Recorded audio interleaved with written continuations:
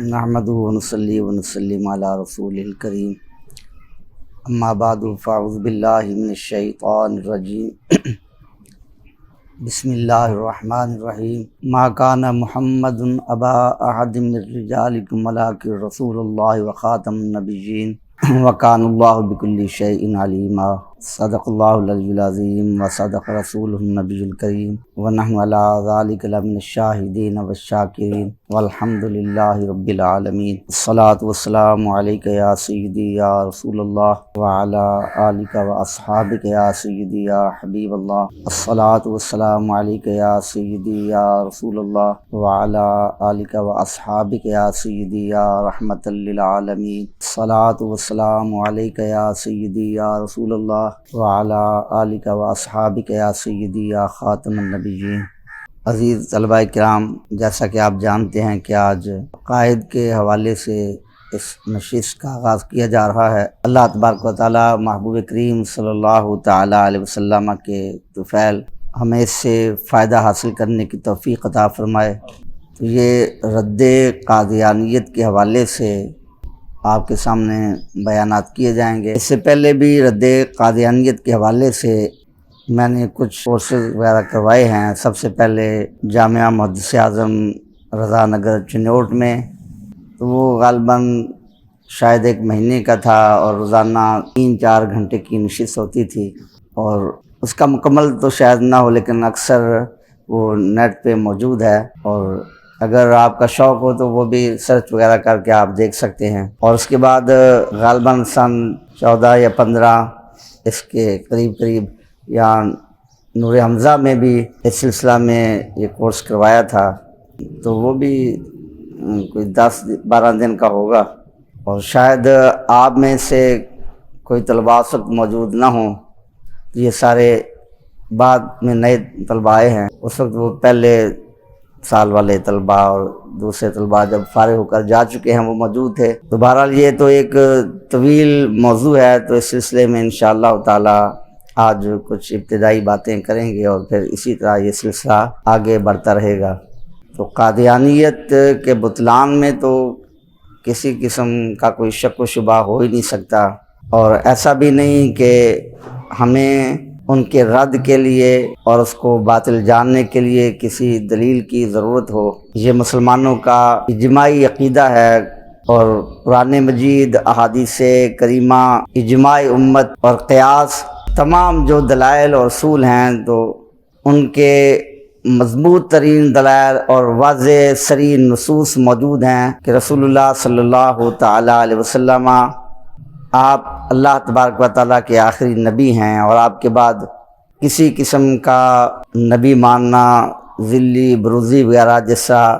مرزا غلام محمد قادیانی نے یہ اختراعات کی ہیں، اسلام میں اس کی کوئی گنجائش نہیں۔ اور آپ نے بارہا یہ بھی سنا، حضرت سیدنا امام الائمہ کاشف الغمہ سراج الامہ امام اعظم ابو حنیفہ رضی اللہ تعالیٰ عنہ، آپ نے تو یہ فرمایا کہ اگر کوئی شخص دعوی نبوت کرے تو اس سے دلیل طلب کرنا بھی جائز نہیں ہے۔ اگر کوئی اس سے دلیل طلب کرے گا تو وہ بھی دائرہ اسلام سے خارج ہے، کیونکہ اس کا دلیل طلب کرنا اس بات کی دلیل ہے کہ اسے شک ہے، ہو سکتا ہے اس کے پاس دلیل ہو اور یہ اللہ کا سچا نبی ہو، تو اس قسم کا شک کرنا اس عقیدہ میں تو وہ بھی مسلمان کو دائرہ اسلام سے خارج کر دیتا ہے۔ اور رسول اللہ صلی اللہ تعالی علیہ وسلم آپ نے احادیث کریمہ میں جیسا اپنی امت میں اور قیامت تک آنے والے فتنوں کی خبر دی، تو آپ نے ان فتنوں کے بارے میں بھی احادیث کریمہ میں صراحت کے ساتھ بیان کیا۔ صحیح بخاری کے اندر کتاب المناقب باب علامات النبوت کے اندر حدیث کا نمبر رقم الحدیث ہے 3413، اور اس مضمون کی احادیث صحیح بخاری میں بھی متعدد احادیث ہیں، اور دیگر کتب احادیث میں بھی حضرت سیدنا ابو ہریرہ رضی اللہ تعالیٰ عنہ آپ راوی ہیں کہ نبی پاک صلی اللہ علیہ وسلم نے ارشاد فرمایا، لا تقوم الساعۃ حتی یبعث دجالون کذابون قریبا من 30۔ لا تقوم الساعۃ حتی یبعث دجالون کذابون قریبا من 30 کلہم یزعم انہ رسول اللہ، فرمایا کہ قیامت اس وقت تک قائم نہیں ہوگی یہاں تک کہ 30 کے قریب جھوٹے دجال وہ ظاہر ہوں گے، اور ان میں سے ہر شخص کا یہ گمان ہوگا، یہ دعویٰ ہوگا کہ وہ اللہ کا رسول ہے۔ اگرچہ اس سے زیادہ تعداد میں ایسے لوگ آ چکے ہیں اور ہر دور میں ایسے لوگ ظاہر ہوتے رہے ہیں، لیکن محدثین نے فرمایا کہ آپ نے 30 کی تعداد جو قریباً ذکر کی، جو بڑے بڑے دجال اور جھوٹے نبوت کا دعویٰ کرنے والے ہوں گے، تو انہی میں سے ایک شخص یہ زمانہ قریب میں ظاہر ہوا، اور اسی کے متعلق جس سے وہ مسلمانوں کو دھوکہ اور فریب دیتے ہیں ہم گفتگو کریں گے، مرزا غلام احمد قادیانی۔ انگریز کے اشارے پر اس نے یہ کام کیا اور مسلمانوں میں یہ فتنہ چھوڑ کر چلا گیا۔ اب اس میں تو کوئی شبہ نہیں ہے، اور یہ بات میں نے پہلے بھی عرض کی کہ اس کے جھوٹا ہونے میں کوئی شبہ نہیں، اور ہمیں کسی قسم کی دلیل کی کوئی ضرورت نہیں ہے، لیکن یہ لوگ مسلمانوں کو فریب دیتے ہیں، اور جس طرح دیگر گمراہ فرقوں کا بھی یہی طریقہ ہے کہ اصل مقصود سے لوگوں کو ہٹا کر بات کو کسی اور رخ کی طرف لے جائیں گے۔ جس طرح دیابنا ہے، ان کے ساتھ ہمارا جو اصل اختلاف ہے وہ عبارات کا ہے۔ ان کے اکابر کی ایسی عبارات ہیں جس میں رسول اللہ صلی اللہ علیہ وسلم کی شان اقدس میں صریح توہین کی گئی ہے، اس میں کسی قسم کی کوئی تعویل کی گنجائش نہیں ہے، اور آج تک وہ تعویلات کرتے رہے مگر تعویلات سے وہ عاجز رہے۔ ان کے ساتھ گفتگو ہو، وہ اس موضوع پر نہیں آئیں گے اور فروعی مسائل میں آپ کو الجھائیں گے، علم غیب کا مسئلہ چھیڑیں گے، اختیار نبی صلی اللہ علیہ وسلم کا مسئلہ، نور و بشر کا مسئلہ، یا پھر دیگر جو فروعی مسائل 11ویں شریف کا مسئلہ، ایصال ثواب کا مسئلہ، یا اسی طرح دیگر جو وہابیہ ہیں وہ فاتحہ خلف الامام وغیرہ مسائل کی طرف لے جائیں گے، حالانکہ یہ تو ایسے مسائل نہیں کہ اس میں الجھا جائے، یہ تو حنفی شافعی اختلافات ہیں، اور اس میں کوئی بھی دوسرے کی تفسیق یا تدلیل نہیں کرتا، لیکن وہ اس طرف آئیں گے کیونکہ وہ سمجھتے ہیں کہ اگر اس اصل موضوع کو ہم نے رکھا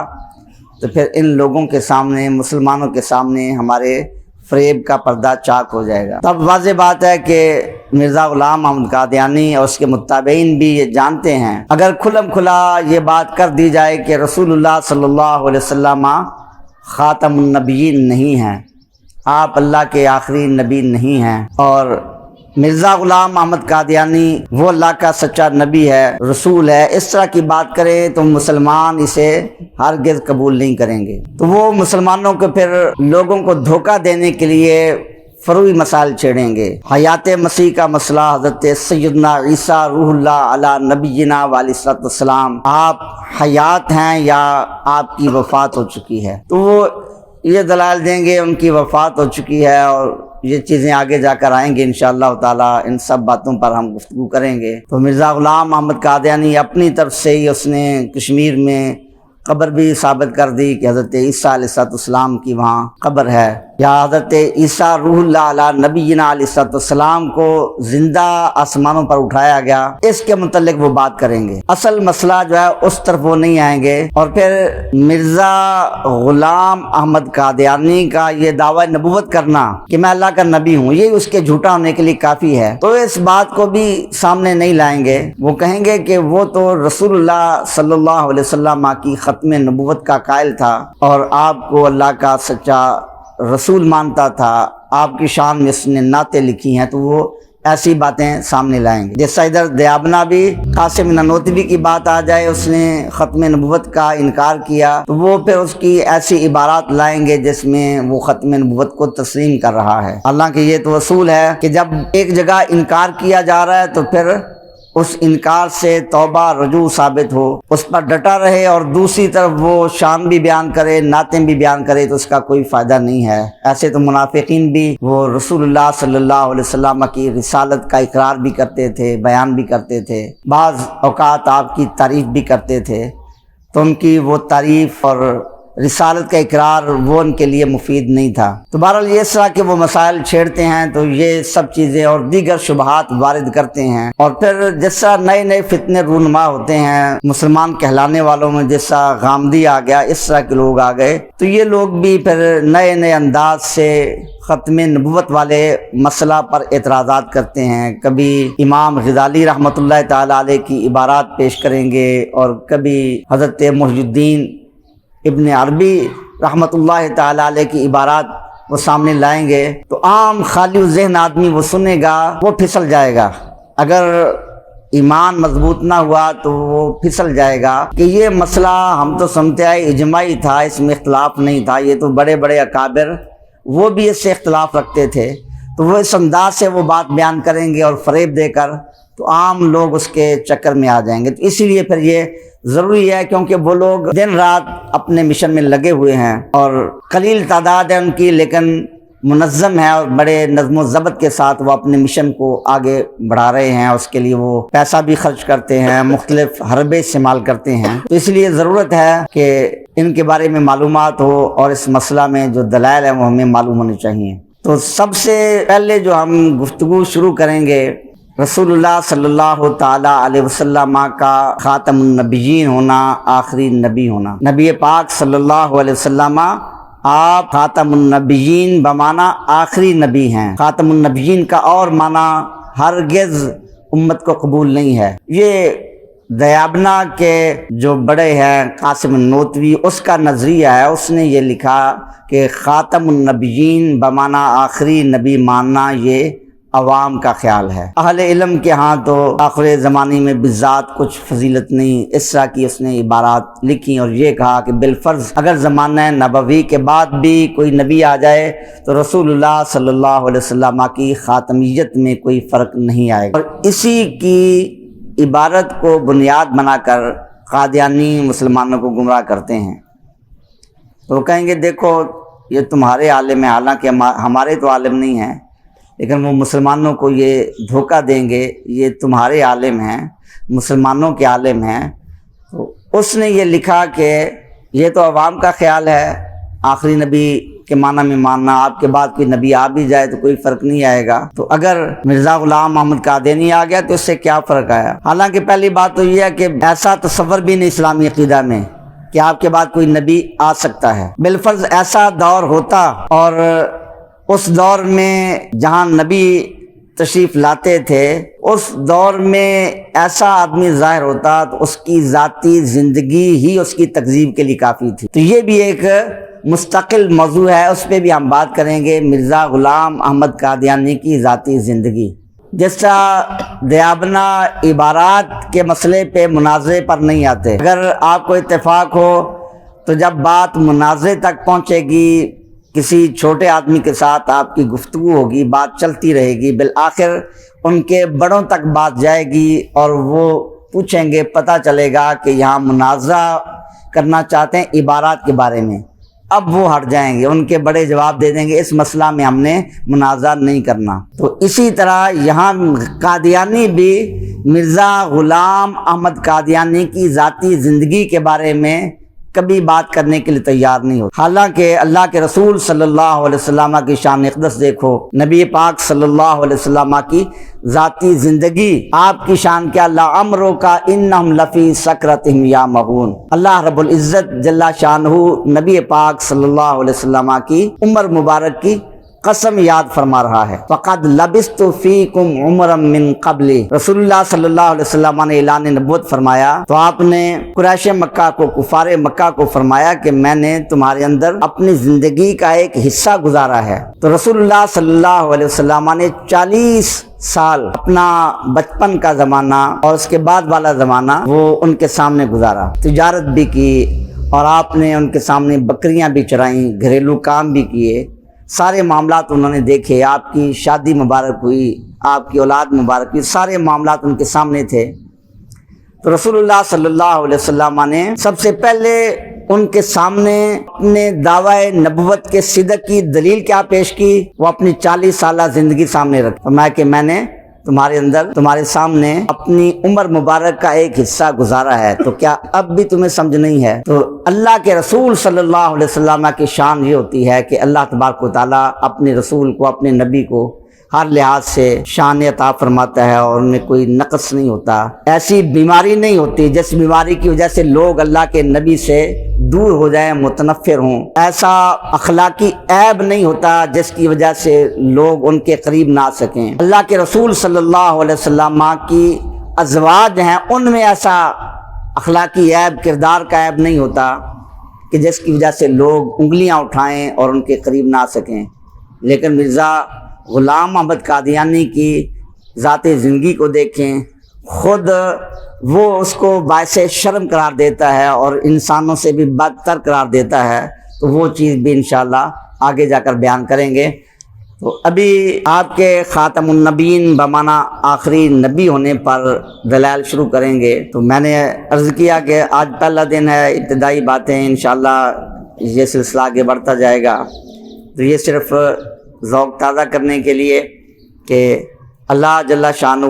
کا ارشاد ہے حدیث قدسی، جس کو شیخ محقق نے ذکر کیا، کنت کنزا مخفیا فاحببت ان اعرف فخلقت الخلق۔ اللہ تعالیٰ نے فرمایا کہ میں مخفی خزانہ تھا، مجھے محبت ہوئی میری پہچان ہو۔ میں عالم تھا، علم دیکھنے والا کوئی نہ تھا، اس کا جلوہ کرنے کا نظارہ کرنے والا کوئی نہ تھا، قدرت تھی، جمال تھا، ساری صفات کاملہ تھیں، ان کا نظارہ کرنے والا کوئی نہ تھا، تو پھر میں نے فخلقت الخلق، مخلوق کو پیدا کیا۔ اللہ جل شانہ نے سب سے پہلے نور مصطفیٰ صلی اللہ علیہ وسلم کو پیدا کیا اور اپنی تمام صفات اور صفات کاملہ کا مظہر بنایا کہ اب اللہ تعالیٰ کی صفات کے مظہر کو دیکھنا ہو تو رسول اللہ علیہ السلام کی ذات اقدس میں دیکھ لیا جائے، اور پھر رسول اللہ صلی اللہ علیہ وسلم کے نور سے اللہ تعالیٰ نے کائنات کو بنایا۔ اب کائنات میں اللہ نے وہ حسن بکھیر دیا اور اپنی صفات کے مظاہر کائنات میں بکھیر دیے۔ کسی جگہ جمال پایا گیا، کسی جگہ جلال پایا گیا، صفت قہار پائی گئی، صفت علم پائی گئی۔ ساری مخلوق میں اللہ تعالیٰ نے اپنی ان صفات کو بکھیر دیا اور پھر ان صفات کو سمیٹا تو محبوب کریم صلی اللہ علیہ وسلم کو دنیا میں بھیج دیا۔ سب سے آخر میں تمام انبیاء کرام علیہ السلام کے آخر میں رسول اللہ علیہ السلام کی ذات اقدس کو بھیجا۔ تو یہ بھی ایک آپ کے ختم نبوت کی عقلی توجیہ ہے کہ اللہ جل شانہ نے اپنے صفات، اپنے کمالات کو مخلوق میں ظاہر فرمایا، اور کسی مخلوق میں کوئی وصف رکھا، کسی مخلوق میں کوئی وصف رکھا، اور جب ان کو سمیٹا اور اجمالی طور پر ایک ذات میں جمع کیا، سب سے آخر میں وہ ذات رسول اللہ علیہ السلام کی ذات اقدس۔ تو سب سے آخر میں اللہ نے اپنے محبوب کریم صلی اللہ علیہ وسلم کو مبعوث فرمایا، اور مخلوق کی شانوں کا جو خلاصہ تھا وہ رسول اعظام میں انبیاء کرام علیہ السلام ہے، اور انبیاء کرام علیہ السلام کا خلاصہ اور ان کے سارے کمالات کا مجموعہ وہ ذات مصطفیٰ میں رکھا، اور سب سے آخر میں ذات مصطفیٰ کو بھیجا، اور آپ پر دین کو کامل مکمل کیا گیا۔ حدیث آئیں گی، اس کی روشنی میں یہ بیان کیا جائے گا۔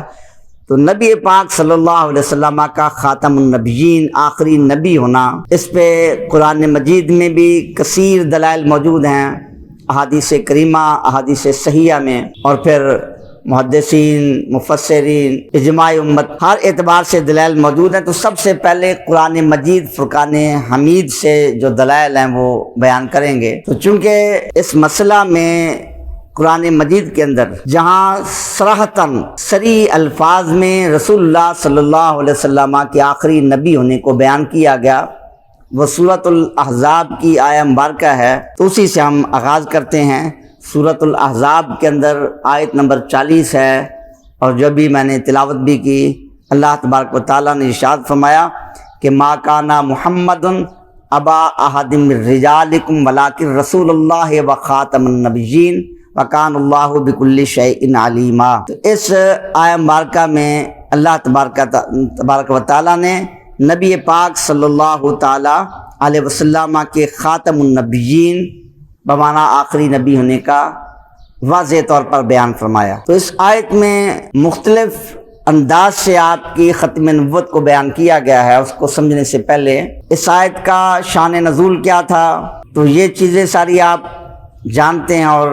اپنی کتابوں میں درس نظامی کے اسباق میں اس کو آپ پڑھتے بھی ہیں۔ حضرت سیدنا زید بن حارثہ رضی اللہ تعالیٰ عنہ یہ غلام تھے، اور بچپن میں ڈاکو نے ان کو پکڑ لیا اور پھر آگے بیچ دیا، اور پھر رسول اللہ صلی اللہ علیہ وسلم کی غلامی میں آ گئے۔ اب ان کے والد حارثہ اور ان کے چچا وہ ان کو تلاش کرتے، کبھی کسی ملک میں کبھی کسی ملک میں، اور ان کی یاد میں روتے رہتے اور بڑے اشعار بھی لکھے۔ پھر پتہ چلا کہ وہ تو مکہ مکرمہ میں نبی پاک صلی اللہ علیہ وسلم کے پاس ہیں، تو ان کے والد اور چچا پھر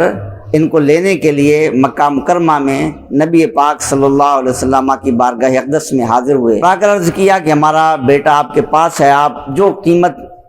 مانگیں گے ہم پیش کرنے کے لیے تیار ہیں، ہمارا بیٹا واپس کر دیا جائے۔ رسول اللہ صلی اللہ علیہ وسلم نے فرمایا کہ مجھے قیمت کی کوئی ضرورت نہیں ہے، زید ابھی آ جاتے ہیں، اگر وہ تمہارے ساتھ جانے کے لیے تیار ہے مجھے کوئی اعتراض نہیں ہے۔ تو حضرت زید بن حارثہ جب حاضر ہوئے تو رسول اللہ صلی اللہ علیہ وسلم نے ارشاد فرمایا زید یہ تمہارے باپ ہیں، تمہارے چچا ہیں، انہوں نے پہچان لیا، تم ساتھ جانا چاہتی ہو میری طرف سے اجازت ہے۔ مگر وہ آ کر آپ کے قدموں میں بیٹھ گئے، یا رسول اللہ صلی اللہ علیہ وسلم آپ کا در چھوڑ کر میں کہاں جا سکتا ہوں۔ تو والد اور چچا واپس چلے گئے، مگر انہوں نے نبی پاک صلی اللہ علیہ وسلم کی غلامی کو چھوڑنا گوارا نہیں کیا اور اپنی آزادی کو اس پر قربان کر دیا، اور وہ جانتے تھے کہ یہ غلامی تو ہزاروں شہنشاہیوں سے کہیں زیادہ بہتر ہے۔ تو پھر رسول اللہ صلی اللہ علیہ وسلم نے ان کو اپنا بیٹا بنا لیا، اور صحابہ کرام علیہم رضوان ان کو زید بن محمد کے نام سے ہی پکارتے تھے۔ اور پھر یہ موقع آیا کہ رسول اللہ صلی اللہ علیہ وسلم نے حضرت زید بن حارثہ کے نکاح کے لیے حضرت زینب رضی اللہ تعالی عنہا جو آپ کی پھوپھی ذات تھیں ان کی طرف نکاح کا پیغام بھیجا۔ تو وہ قریش کے خاندان کی اعلیٰ معزز خاتون تھیں، اور حضرت زید ایک غلام تھے جو بکتے بکاتے آئے تھے۔ اس خاندانی پس منظر کو دیکھتے ہوئے حضرت زینب رضی اللہ تعالیٰ عنہا نے بھی عرض کیا، حضرت زینب رضی اللہ تعالیٰ عنہا کے بھائی حضرت عبداللہ رضی اللہ تعالیٰ عنہ انہوں نے بھی عرض کیا کہ یہ رشتہ کیسے ہو سکتا ہے، یہ آپ کی پھوپھی جان کی بیٹی اور اعلیٰ خاندان سے تعلق رکھنے والی ادھر ایک غلام ہیں۔ پھر قرآن مجید فرقان حمید میں یہ آیت مبارکہ نازل ہوئی، ما کان لمؤمن ولا مؤمنۃ اذا قضى اللہ ورسولہ امرا ان یکون لهم الخیرہ، فرمایا کہ جب اللہ اس کا رسول صلی اللہ علیہ وسلم کسی معاملہ میں فیصلہ کر دے تو کسی مومن مرد اور عورت کا اختیار باقی نہیں رہتا۔ اب انہوں نے بھی سر تسلیم خم کیا، نکاح ہو گیا، مگر اللہ تعالیٰ کو یہ منظور تھا کہ حضرت زینب رضی اللہ تعالیٰ عنہ نبی پاک صلی اللہ علیہ وسلم کی زوجیت میں آئیں۔ تو چونکہ یہ فرق تھا، ان کا مزاج نازک تھا اعلیٰ خاندان سے،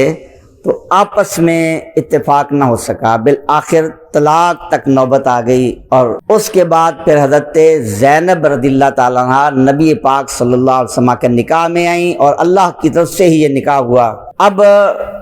منافقین کو، کفار کو اعتراض کرنے کا موقع مل گیا، اور انہوں نے کہا کہ نبی پاک صلی اللہ علیہ وسلم نے اپنے بیٹے کی جو بیوی ہیں ان سے نکاح کر لیا، تو بیٹے کی بیوی سے تو نکاح جائز نہیں ہوتا، انہوں نے اپنے بیٹے کی زوجہ سے نکاح کر لیا، حالانکہ وہ نکاح تو اللہ کی طرف سے تھا۔ تو پھر اس موقع پر یہ آیت مبارکہ نازل ہوئی، ما کان محمد ابا احد من رجالکم، محمد صلی اللہ علیہ وسلم تمہارے مردوں میں سے، بالغ مردوں میں سے کسی کے باپ نہیں، لیکن آپ اللہ کے رسول ہیں اور آپ آخری نبی ہیں، اور اللہ تعالیٰ ہر چیز کو جاننے والا ہے۔ اس کے بعد منع کر دیا گیا کوئی حضرت زید بن حارثہ کو زید بن محمد نہ کہے، بلکہ زید بن حارثہ کے نام سے ان کو پکارا جائے۔ تو اب یہاں ایک تو خاتم النبیین کا لفظ ہے، اور دوسرا بھی اس آیت مبارکہ میں ختم نبوت کے حوالے سے دلائل موجود ہیں۔ یہ فرمایا کہ رسول اللہ صلی اللہ علیہ وسلم تمہارے مردوں میں سے کسی بالغ مرد کے باپ نہیں ہیں۔ کیوں؟ اس لیے کہ بیٹا باپ کا جز ہوتا ہے، باپ کے ساتھ بیٹے کی مماثلت ہوتی ہے، اخلاق میں، صورت میں، کردار میں، بہت سے اوصاف میں الوالد سر لابیہ کہا جاتا ہے، اور لائق بیٹا باپ کے بعد باپ کا سچا جانشین ثابت ہوتا ہے۔ اگر رسول اللہ صلی اللہ تعالی علیہ وسلم کے کوئی شہزادے ہوتے جو اس عمر تک پہنچتے، بالغ مرد ہوتے، جس عمر میں نبوت کا اعلان کروایا جاتا ہے، تو وہ نبی ہوتے، کیونکہ رسول اللہ صلی اللہ علیہ وسلم کے شہزادے ہوں اور ان میں لیاقت نہ ہو، استعداد نہ ہو، ایسا نہیں ہو سکتا۔ تو پھر اللہ تبارک و تعالیٰ نے نفی فرما دی کہ آپ کسی بالغ مرد کے باپ ہی نہیں ہیں، کوئی آپ کا بیٹا اس عمر کو نہیں پہنچا کہ آپ کے بعد اسے نبوت عطا کی جائے۔ اگر کوئی ہوتا تو وہ آپ کے بعد نبی ہوتا۔ تو اس سے یہ پتہ چلا کہ آپ کی اولاد پاک میں کوئی بھی شہزادے بلوغت کی عمر تک نہیں پہنچے۔ آپ کے شہزادے تھے حضرت قاسم، طیب، طاہر، ابراہیم رضوان اللہ علیہم اجمعین، لیکن ان میں سے کوئی بھی بلوغت کی عمر تک نہیں پہنچے، اور سب کا بچپن میں ہی انتقال ہوا۔ سنن ابن ماجہ کے اندر یہ حدیث پاک موجود ہے، کتاب الجنائز باب ما جاء فی الصلاۃ، کتاب الجنائز باب ما جاء فی الصلاۃ۔ جب رسول اللہ صلی اللہ علیہ وسلم کے شہزادے حضرت سیدنا ابراہیم رضی اللہ تعالی عنہ ان کا انتقال ہوا مدینہ منورہ میں، آپ کے باقی شہزادے وہ حضرت سیدہ خدیجہ رضی اللہ تعالیٰ عنہا سے تھے، اور مکہ مکرمہ میں ان کا انتقال ہوا۔ یہ ایک ہی شہزادے تھے کہ جن کا انتقال مدینہ منورہ میں ہوا، اور وہ بچپن میں تھے اور دودھ پینے کی عمر میں تھے جب ان کا انتقال ہوا۔ تو نبی پاک صلی اللہ علیہ وسلم نے ارشاد فرمایا، لو عاشا لکانا صدیقا نبیّا، اگر ابراہیم زندہ رہتے، لو عاشا، اگر ابراہیم زندہ رہتے، لکانا صدیقا نبیّا، تو وہ صدیق نبی ہوتے۔ اسی حکمت کے پیش نظر اللہ تعالیٰ نے آپ سے اس بات کی نفی فرما دی کہ آپ کسی بالغ مرد کے باپ نہیں ہیں۔ یہ جو ابھی حدیث پیش کی اس کے حوالے سے بھی قادیانی اعتراض کرتے ہیں، تو انشاءاللہ مرحلہ وار اس کا بھی ذکر کیا جائے گا۔ تو رسول اللہ صلی اللہ علیہ وسلم سے پھر بالغ بیٹے کی نفی کر دی گئی، مطلق بیٹے کی نفی نہیں، مگر اللہ تبارک و تعالیٰ کے لیے مطلق بیٹے کی نفی کر دی۔ قرآن مجید فرقان حمید میں متعدد مقامات پر اس کا ذکر کیا گیا، قالت الیہود عزیر ابن اللہ وقالت النصارى المسیح ابن اللہ، یہودیوں نے کہا حضرت عزیر اللہ کے بیٹے ہیں، اور نصرانی جو ہے انہوں نے کہا حضرت مسیح عیسیٰ روح اللہ علیہ نبینا علیہ السلام ابن اللہ ہیں۔ اللہ تعالیٰ نے نفی فرما دی۔ ایک مقام پر فرمایا سورہ اخلاص میں، لم یلد ولم یولد، اللہ تعالیٰ نہ کسی کا باپ ہے نہ کسی کا بیٹا، وہ اس سے پاک ہے۔ اور محبوب کریم صلی اللہ علیہ وسلم کی زبان اقدس سے کہلوایا گیا، قل ان کان للرحمن ولد فانا اول العابدین، اے محبوب صلی اللہ علیہ وسلم آپ ارشاد فرما دیجئے اگر اللہ کی کوئی اولاد ہوتی، اللہ کا کوئی بیٹا ہوتا، تو سب سے پہلے میں اس کی عبادت کرنے والا ہوتا۔ اس میں یہ بتایا گیا کہ اگر اللہ کا کوئی بیٹا ہوتا، بیٹا باپ کا جز ہوتا ہے، باپ کا ہم جنس ہوتا ہے، تو پھر وہ بھی الہ ہوتا، اللہ تعالیٰ الہ سے پاک ہے۔ تو یہاں پھر مطلقاً بیٹے کی نفی ہے۔ تو اللہ جل شانہ نے اپنی توحید کے بیان میں ابنیت کی نفی کر دی، کوئی اللہ کا بیٹا نہیں ہے، لم یلد ولم یولد۔ اور رسول اللہ صلی اللہ علیہ وسلم آپ کی شان ختم نبوت کو بیان کرنے کے لیے، آپ کے آخری نبی ہونے کو بیان فرمانے کے لیے اللہ جل شانہ نے آپ سے بالغ بیٹے کی نفی کر دی کہ بالغ بیٹا آپ کی اولاد میں سے اس عمر تک کوئی نہیں ہوگا، کیونکہ جو بھی رسول آئے قرآن مجید میں بیان کیا گیا، ارشاد فرمایا گیا، وہ بلوغت کی عمر میں ہی انہوں نے اپنی نبوت رسالت کا اعلان کیا۔ تو یہ قرآن مجید میں متعدد مقامات پر اس کو بھی بیان کیا، سورہ یوسف میں ہے، سورہ یوسف آیت نمبر 109 میں وما ارسلنا من قبلک الا رجالا نوحی الیہم، اے محبوب صلی اللہ علیہ وسلم آپ سے پہلے ہم نے جو رسول بھیجے وہ مرد ہی تھے جن کی طرف ہم وحی کرتے تھے۔ رجال فرمایا تو اس میں بتایا گیا کہ آپ سے پہلے جتنے رسول آئے وہ سارے رجال تھے، بلوغت کی عمر تک پہنچے تھے۔ اور دوسرے مقام پر سورہ انبیاء میں بھی یہی فرمایا گیا ما ارسلنا قبلک الا رجالا نوحی الیہم، اس کا مفہوم بھی یہی ہے۔ تو ان آیات کریمہ میں یہ فرمایا گیا کہ جو رسول بھی تشریف لائے وہ رجل تھے اور بلوغت کی عمر کو پہنچے تھے، کیونکہ رسالت کے منصب کا تقاضا یہی ہے کہ اس عمر تک پہنچیں اور پھر وہ اعلان نبوت فرمائیں۔ تو آپ کے جو شہزادے تھے بچپن میں انتقال ہو گیا، لیکن اگر اس عمر تک ہوتے تو پھر ایک اور بھی بات لازم آتی کہ اس سے پہلے انبیاء کرام علیہ السلام تشریف لائے۔ حضرت سیدنا ابراہیم خلیل اللہ علی نبینا علیہ الصلوۃ والسلام، آپ کے 2 شہزادے نبی ہوئے، حضرت سیدنا اسماعیل علی نبینا علیہ الصلوۃ والسلام اور حضرت سیدنا اسحاق علی نبینا علیہ الصلوۃ والسلام۔ حضرت سیدنا اسحاق علی نبینا علیہ الصلوۃ والسلام کے شہزادے حضرت سیدنا یعقوب علی نبینا علیہ الصلوۃ والسلام وہ نبی ہوئے۔ حضرت سیدنا یعقوب علی نبینا علیہ الصلوۃ والسلام کے شہزادے حضرت سیدنا یوسف علی نبینا علیہ الصلوۃ والسلام وہ نبی ہوئے۔ حضرت سیدنا زکریا علی نبینا علیہ الصلوۃ والسلام کے شہزادے حضرت سیدنا یحییٰ علی نبینا علیہ الصلوۃ والسلام وہ نبی ہوئے۔ اسی طرح حضرت سیدنا داود علی نبینا علیہ الصلوۃ والسلام کے شہزادے حضرت سیدنا سلیمان علی نبینا علیہ الصلوۃ والسلام وہ نبی ہوئے۔ اب اگر رسول اللہ صلی اللہ علیہ وسلم کے کوئی شہزادے وہ بلوغت کی عمر تک پہنچتے، آپ کے بعد حیات ہوتے، تو پھر 2 ہی صورتیں تھیں، یا ان کو مقام نبوت عطا کیا جاتا یا ان کو مقام نبوت عطا نہ کیا جاتا۔ اگر آپ کے بعد ان کو مقام نبوت عطا نہ کیا جاتا تو پھر یہ بات لازم آتی اور کوئی یہ کہتا کہ باقی انبیاء کرام علیہ السلام ان کو یہ فضیلت حاصل تھی کہ ان کی اولاد نبی ہوئی، ان کے شہزادے ان کے بعد تھے وہ مقام نبوت پر فائز ہوئے، نبی پاک علیہ الصلوۃ والسلام کو یہ فضیلت حاصل نہیں، تو پھر یہ جزوی فضیلت ان انبیاء کرام علیہ السلام کو رسول اللہ علیہ السلام پر حاصل ہوتی۔ اور اگر ان کو مقام نبوت دے دیا جاتا، جیسا کہ حدیث میں فرمایا بھی کہ اگر میرے شہزادے زندہ رہتے تو نبی ہوتے، پھر رسول اللہ صلی اللہ علیہ وسلم کی ختم نبوت پر اعتراض آتا۔ تو اللہ رب العزت کو یہ بھی گوارا نہیں تھا کہ رسول اللہ علیہ السلام تشریف لائے جب قصر نبوت کی تکمیل کر دی گئی، اس کے بعد کوئی اور نبی آئے، یہ اللہ کو گوارا نہیں تھا۔ اور یہ بھی گوارا نہیں تھا کہ باقی انبیاء کرام علیہ السلام کے بیٹے ہوں ان کو نبوت دی جائے اور رسول اللہ صلی اللہ علیہ وسلم کے شہزادے اس عمر تک ہوں اور ان کو نبوت نہ دی جائے،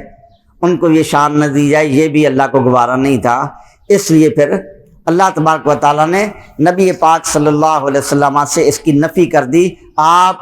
کسی بالغ مرد کے باپ نہیں ہیں۔ تو اس آیت کے ابتدائی حصے میں بھی یہ ربط ہے دونوں کا، بعد والی حصے کا اور پہلے حصے کا، کہ بعد میں صراحتاً بیان کیا گیا لیکن پہلے میں بھی آپ کی ختم نبوت کی طرف یہ اشارہ موجود ہے اور یہ دونوں کا آپس میں ربط ہے۔ تو فرمایا ما کان محمد ابا احد من رجالکم ولکن رسول اللہ، محمد صلی اللہ علیہ وسلم تم مردوں میں سے کسی کے باپ نہیں لیکن وہ اللہ کے رسول ہیں۔ لیکن فرمایا، آپ جانتے ہیں اور علم نحو میں پڑھتے ہیں لیکن استدراک کے لیے آتا ہے، یعنی گزشتہ کلام سے پیدا ہونے والے وہم کو دور کرنے کے لیے آتا ہے۔ تو یہاں بھی لیکن لایا گیا اور گزشتہ کلام میں وہم پیدا ہو رہا تھا، اس کا استدراک کیا گیا، کیونکہ گزشتہ کلام میں فرمایا ما کان محمد ابا احد من رجالکم، محمد صلی اللہ علیہ وسلم تمہارے مردوں میں سے کسی کے باپ نہیں ہیں، باپ ہونے کی نفی کر دی۔ باپ شفقت کا پیکر ہوتا ہے، اولاد میں کوتاہی بھی ہو، غلطی بھی ہو، لیکن باپ کی شفقت دور نہیں ہوتی، سراپا شفقت ہوتا ہے۔ تو جب رسول اللہ صلی اللہ علیہ وسلم سے باپ ہونے کی نفی کی گئی، ما کان محمد ابا احد، تو وہم پیدا ہوا کہ آپ باپ نہیں ہیں تو آپ میں شفقت نہیں ہوگی، حالانکہ شفقت تو رسالت کا تقاضا ہے۔ اگر رسول اپنی امت پر شفیق نہ ہو تو منصب رسالت کے تقاضے پورے کیسے ہوں گے؟ تو یہ وہم پیدا ہوا کہ جب آپ باپ نہیں ہیں تو آپ شفیق نہیں ہوں گے۔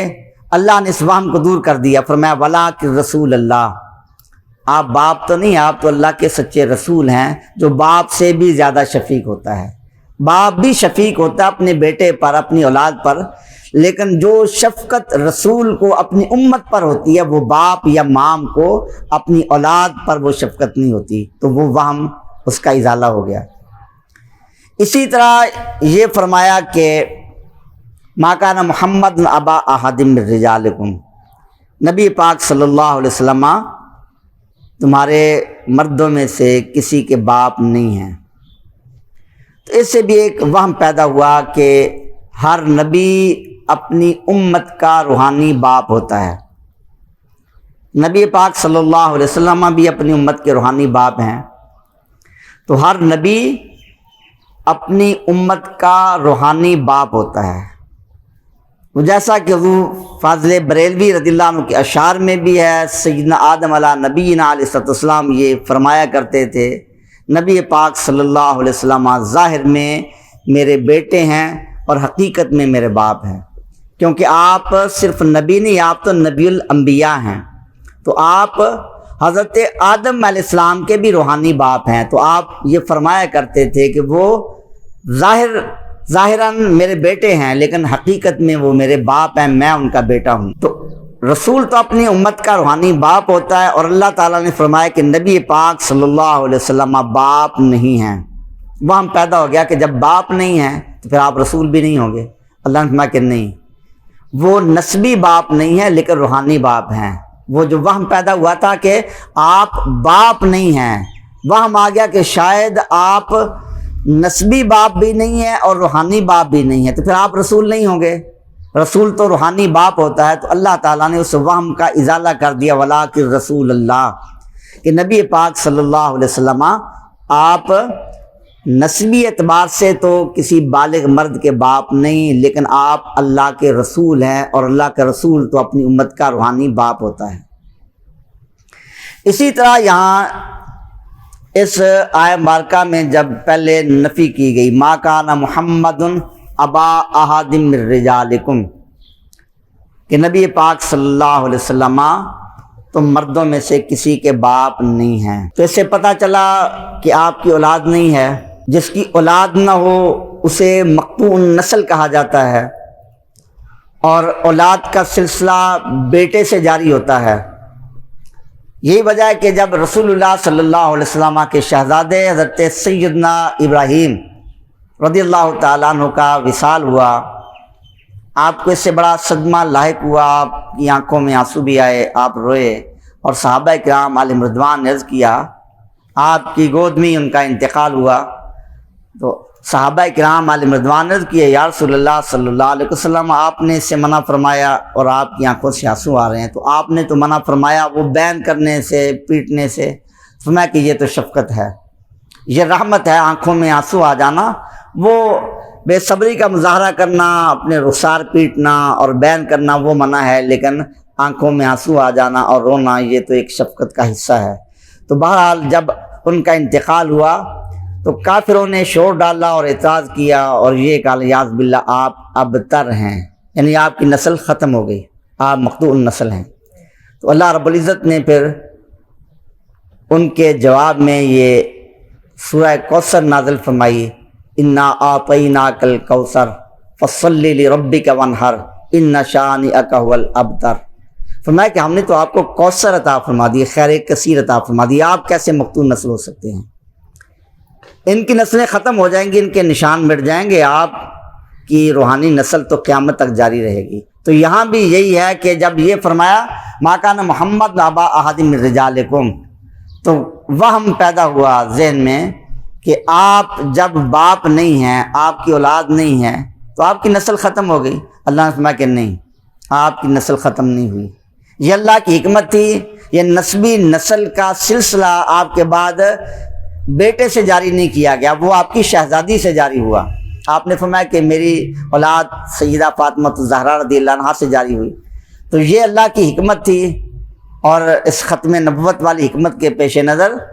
بیٹے سے آپ کی اولاد کا سلسلہ جاری نہیں ہوا، لیکن اللہ نے آپ کی روحانی اولاد کا سلسلہ جاری کیا۔ فرمایا ولاکن رسول اللہ، آپ تو اللہ کے رسول ہیں۔ تو رسول تو روحانی باپ ہوتا ہے، تو ان کی تو نسلیں بھی ختم ہو جائیں گی، مگر وہ تو اللہ کے رسول ہیں اور قیامت تک ان کا دین باقی رہے گا، ان کی روحانی اولاد جاری رہے گی۔ تو اللہ نے اس آیت میں لیکن سے پہلے والے کلام سے جو وہم پیدا ہوتے تھے ان سب وہموں کو دور کر دیا۔ ایک تو ما کان محمد ابا احد من رجالکم میں اللہ تبارک و تعالیٰ نے نبی پاک صلی اللہ علیہ وسلم کی ختم نبوت کا بیان فرمایا،